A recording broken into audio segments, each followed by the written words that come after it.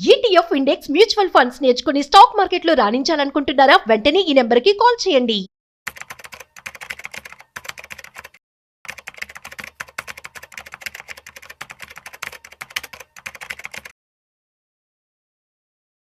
చాలా మంది కూడాను ఇన్వెస్ట్మెంట్ చేసే ముందు గూగుల్లోనో లేదంటే ఏఐ వచ్చేసింది, దాంట్లో టైప్ చేసేసి వారి యొక్క డౌట్స్ని అడిగేసి ఈ విధంగా ఇన్వెస్ట్మెంట్ చేస్తూ ఉన్నారు. కానీ మీరు పెట్టుబడి కనుక పెట్టాలి అనుకున్నట్లయితే, ఇన్వెస్ట్మెంట్ కనుక ప్రాపర్గా చేయాలి అనుకుంటున్నట్లయితే బెస్ట్ వేస్ ఏంటి? స్టాక్ మార్కెటా, మ్యూచువల్ ఫండ్సా, గోల్డా, else FD, RD or real estate? వీటన్నిటికి సంబంధించి ఏది బెస్ట్ ఆప్షన్ అని ఇవాళ మనతో చెప్పడానికి ఫైనాన్షియల్ ఎక్స్పర్ట్ గిరిబాబు గారు ఉన్నారు. వారి మాటల్లో మరింత సమాచారం అడిగి తెలుసుకుందాం. హాయ్, హలో, నమస్తే, వెల్కమ్ టు సుమన్ టీవీ. నేను మీ రాజీవ్ పసుపులేటి.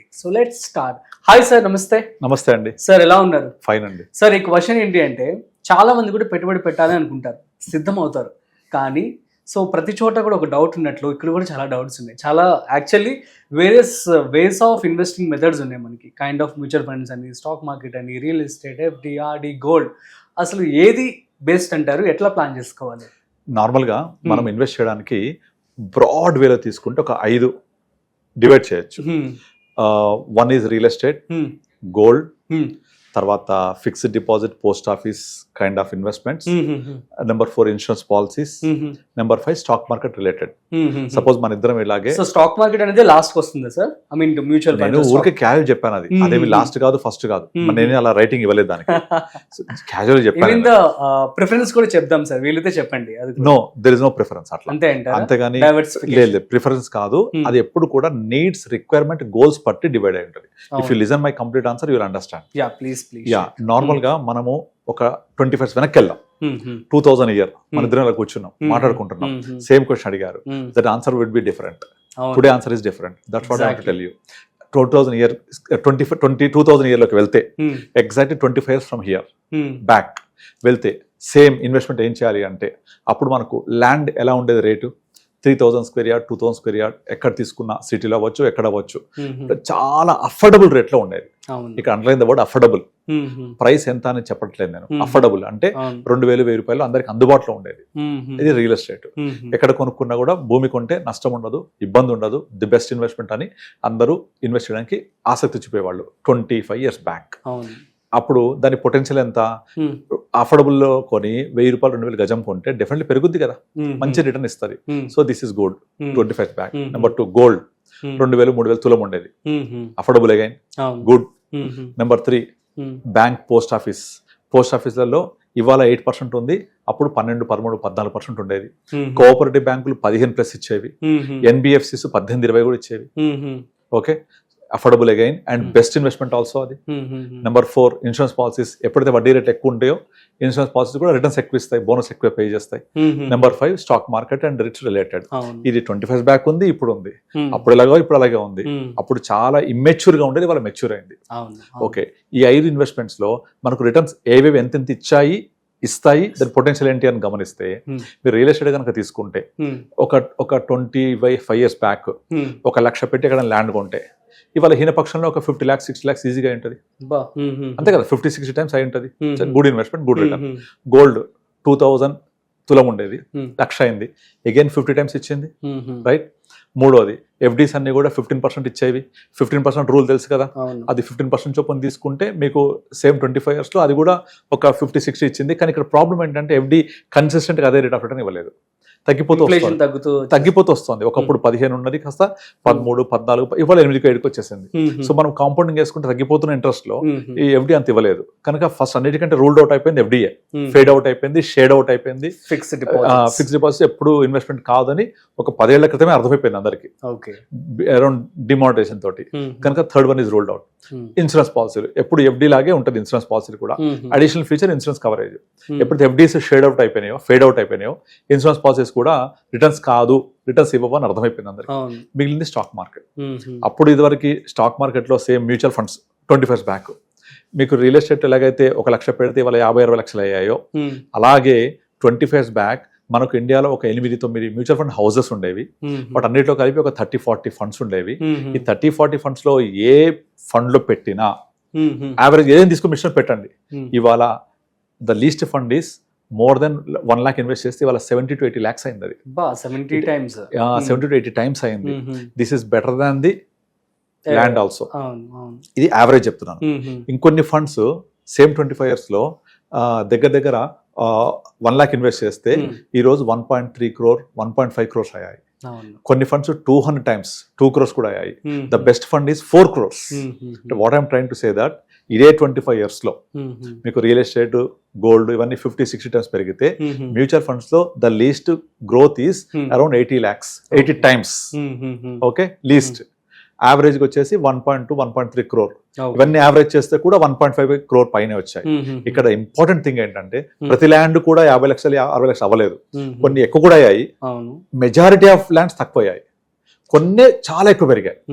కానీ ఫండ్స్ లో the least performed fund is also 80 times. అర్థమైందా? లీస్ట్ పర్ఫార్మ్డ్ ఫండ్ యావరేజ్ ఇంకా ఎక్కువ ఉంటది. కనుక ఇది చూసాం. ఇప్పుడు ఇక ఈ 2025 వచ్చాం మనం. ఇప్పుడు మనం మళ్ళీ 2025 కూర్చొని సేమ్ క్వశ్చన్ అడిగారు, ఇప్పుడు మాట్లాడుతున్నాం. ఇప్పుడు ల్యాండ్ కొంటే నాకు 25 బ్యాక్ వచ్చేట్టుగా వస్తుందా? కష్టం.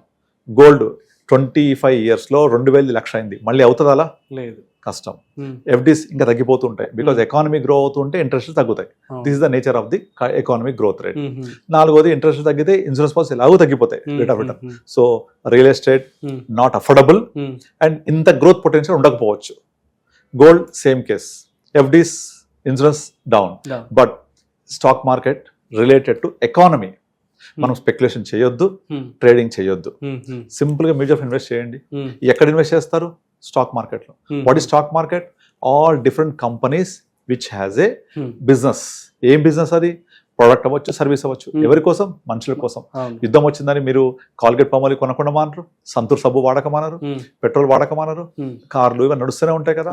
కనుక ఏది జరిగినా టెంపరీ వొలటిలిటీ తప్ప గ్రోత్ ఈస్ పర్మనెంట్. కనుక ఇండియన్ ఎకానమీ ఇవాళ మనము 3.5 trillion, aiming for next 25 years లో by the time we become India 2047, that is 100 years of independence వరకల్లా మన aim of government of India ఏంటంటే 35 trillion ఎకానమీ అవ్వాలి అని.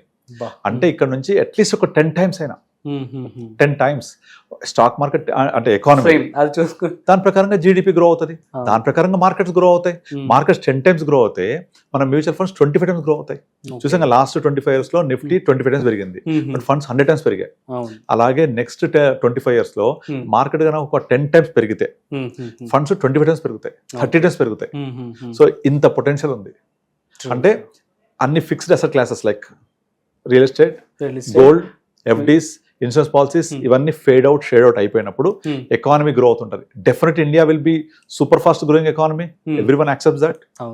నెక్స్ట్ 2047, 2050 వరకల్లా మనము, నేను చెప్పేసి చాలా తక్కువ చెప్తున్నాను, ఇంకా చాలా ఎక్కువ మనం వరల్డ్ సెకండ్ లార్జెస్ట్ అంటున్నాం.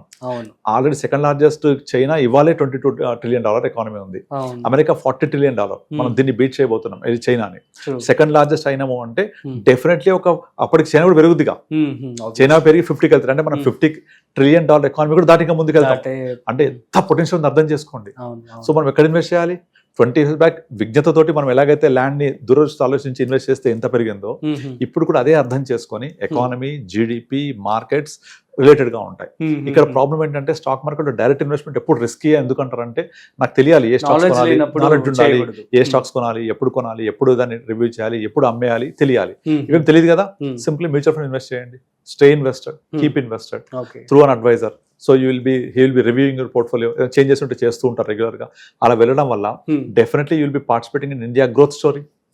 ఇండియా గ్రోత్ స్టోరీలో పార్టిసిపేట్ చేస్తే మీ గ్రోత్ కూడా అవుతున్నట్టే కదా ఇండియాతో పాటుగా.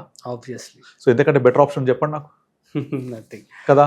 అంతేగాని నేను ఈ ఫండ్ పెరిగింది, బ్యాక్ టెస్టింగ్ చేస్తాను, ఏ టూల్ని అడుగుతాను, చాట్ జీపీటీ చేస్తాను అంటే ఇవన్నీ పాస్ జరిగిన చూపిస్తాయి. పెరగబోయే స్టాక్ ఫండ్ గురించి ఎవరు చెప్పరు. మనం చేయాల్సింది అది.